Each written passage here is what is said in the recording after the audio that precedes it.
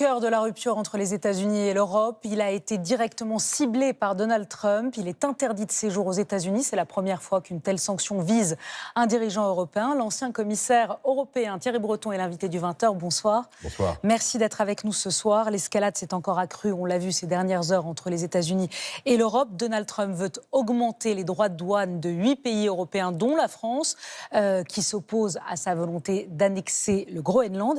Est-ce qu'on a vraiment des armes pour défier, pour répondre, pour résister à Donald Trump, ou il est trop fort? Je regrette cette situation. Et avec moi, beaucoup de nos compatriotes ou de concitoyens européens. Mais Madame Salamé, on n'a plus le choix. On n'a plus le choix parce que le monde d'avant, c'est terminé. On a vu dans votre reportage qu'il y avait des dépendances. Ces dépendances, évidemment, elles nous contraignent. Et donc, il y a deux éléments pour votre réponse. Le premier, c'est que oui, il faut que nous montrions désormais que nous avons les moyens de réagir. Je ne dis pas riposter, je ne dis pas aller en guerre. Nous sommes un continent de paix. Mais là, vous voyez, comme on dit, trop, c'est trop. Et maintenant, c'est l'humiliation. Mais quelle humiliation quand on voit aujourd'hui la façon dont nous sommes traités. Nous sommes quand même 450 millions. Les États-Unis, je le rappelle, c'est 340 millions d'habitants. On est 1,5 fois plus grand que les États-Unis. Nous avons énormément de ressources. Nous avons un savoir-faire historique. Et alors, maintenant, on l'a vu dans votre reportage, ah bah tiens, je voudrais les terres rares, donc j'annexe. Enfin, on est où, madame ? On est où ? Donc il est temps, effectivement, de se lever. Vous parlez d'humiliation, mais quand on l'a vu aussi dans le reportage, quand Donald Trump dit « l'Europe est trop faible », il n'a pas un peu raison ? Mais il en joue. Il en joue et ça ne dépend que de nous. Vous l'avez bien vu, il dit qu'il va essayer d'amadouer, et amadouer, le mot est faible dans ma bouche, s'appuyer sur un certain nombre de partis, et on le sait, il le cite du reste, les partis d'extrême droite, envers lesquels il fait des œillades plus qu'appuyées. Mais les autres, madame, mais ils disent ce que je dis, ils disent non, quels que soient du reste ces partis. Quels que soient ces partis, je l'ai vu moi-même, si vous le permettez, parce qu'évidemment, vous l'avez rappelé, je suis désormais interdit de séjour aux États-Unis. Mon cas n'importe peu. Au-delà de mon cas, c'est l'Europe dont il s'agit. Le nombre de personnes, d'hommes et femmes politiques qui se sont manifestés, tous bords confondus, qui ont dit non, ça c'est plus possible. Donc il faut maintenant effectivement réagir, mais attention, pas de façon guerrière évidemment, mais tout simplement d'égal à égal. Et nous avons les moyens de dire, écoutez, comme l'ont fait les Mexicains, comme l'ont fait les Canadiens, comme l'ont fait les Chinois, nous qu'est-ce qu'on a fait ? On a dit avec Mme von der Leyen, écoutez, non, on vous donne tout ce que vous voulez. Non, Bien. elle n'a pas dit ça.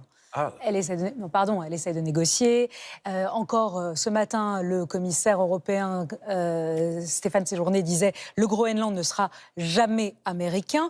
Est-ce que ils essaient de se battre. Est-ce qu'ils le font assez ? Manifestement, vous ne le pensez pas. Mais est-ce que vous pensez pas aussi que Donald Trump, demain, s'il veut annexer le Groenland, il le fait, il a les armes et il y va? Mais souvenez-vous, Madame Salamé, de cette photo dans un golfe d'Écosse, pouce levé, où la Commission européenne dit finalement, on accepte 15% de droits de douane, et nous, ce sera zéro.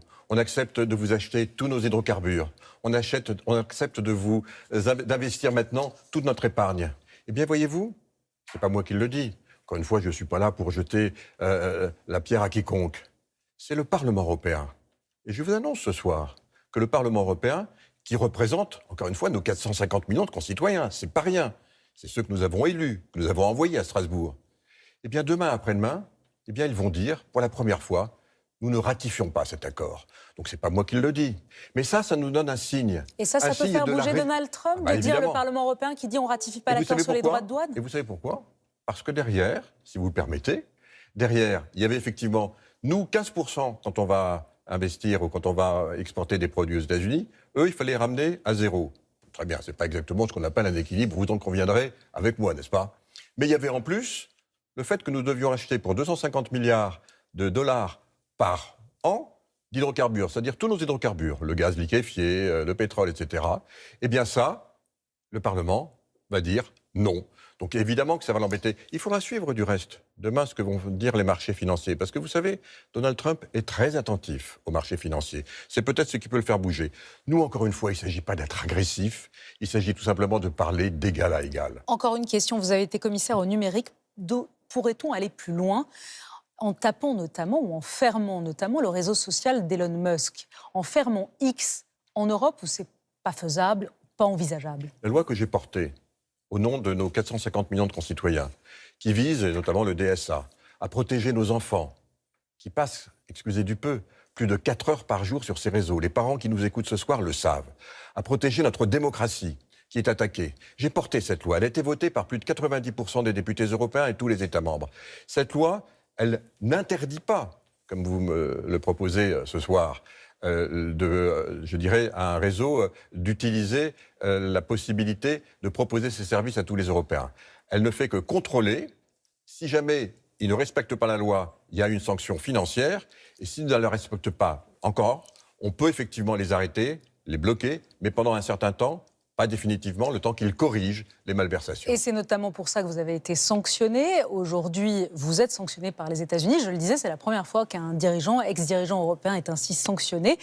Ça veut dire quoi concrètement dans votre vie quotidienne, Thierry Breton? Ça veut dire que vous n'avez pas le droit d'aller aux États-Unis, mais est-ce que vous pouvez payer avec votre carte bleue? Est-ce que vous pouvez commander sur Amazon, ou ça change vraiment votre quotidien? Parce qu'on sait que d'autres personnes qui ont été sanctionnées par les États-Unis, par exemple, ne peuvent plus payer. Alors, vous le rappelez à l'instant, j'ai été sanctionné parce que j'ai fait tout simplement mon travail, parce que j'ai porté, effectivement, avec les députés, avec les chefs d'État, cette loi qui est une loi que notre démocratie a voulu. En ce qui me concerne, bon, au cas personnel, intéresse peu, mais... Si, ça intéresse de savoir ce que ça veut dire concrètement d'être sanctionné. Eh bien, ça veut dire que je ne peux pas aller aux États-Unis, que si je demande à y aller, je n'aurai pas de visa. Pour le reste, je n'avais pas l'intention d'y aller, donc ça ne change pas ma vie. Mais au-delà de ça, je voudrais le redire ce soir à votre antenne, j'ai été extrêmement surpris, je voudrais les en remercier. Les milliers et milliers de personnes qui se sont manifestées depuis cet événement, que je n'attendais pas, je ne vous le cache pas. Ils se sont manifestés et ils disent quoi? Ils me disent, il faut y aller.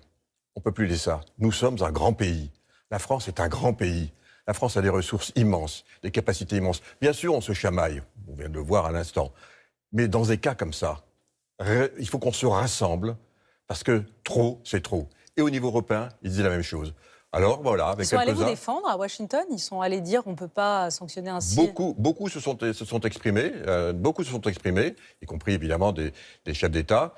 La Commission a été un peu plus timide, on va dire, ou peut-être discrète. Merci Thierry Breton d'avoir été notre invité ce soir sur cette page, ce grand format, cette page spéciale que nous avons consacrée à la rupture, en tout cas à l'affrontement maintenant ouvert entre l'Europe et les États-Unis.